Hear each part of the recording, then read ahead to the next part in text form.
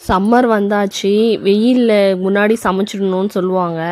சரின்ட்டு காலையிலே இப்போ எப்படியும் ஸ்கூலுக்கு போகிறோம், காலையிலே நான் எல்லாத்தையும் சமைச்சு வச்சுட்டு போகலான்ட்டு சமைச்சு வச்சாதாங்க தெரியுது, அதுக்கு நாம் பொறுத்து இருந்தே சமைக்கலாம் போல், அந்த அளவுக்கு அனலாக இருக்குது.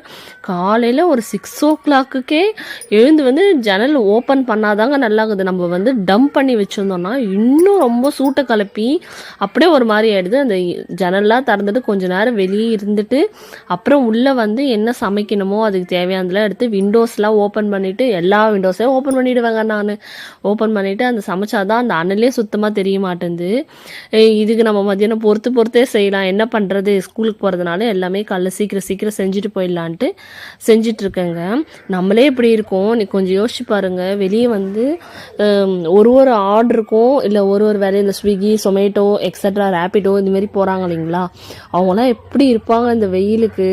நம்ம கொஞ்ச நேரம் போயிட்டு இப்படி வர்றதுக்கு, ஆனால் நம்மளும் கஷ்டப்படுறோம் தான், இல்லைன்னு சொல்லலை. அவங்களாம் இதே வேலையாக தான் இருக்கிறாங்க, அவங்க எவ்வளோ கஷ்டப்படுவாங்க.